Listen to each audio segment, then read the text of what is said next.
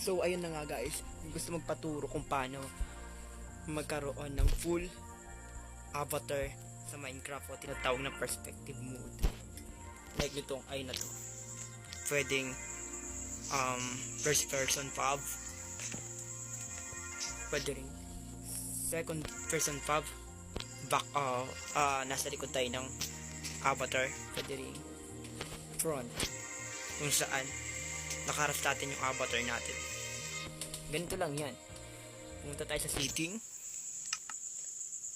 hanapin natin yung touch, scroll pa baba, and then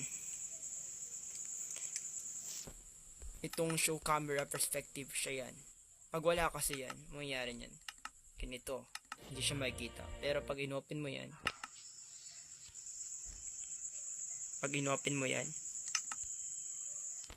dyan, boom, pwede mo siyang lipat harap. Yan. Ganun lang kadali guys, sobrang dali. At yun lang, thank you.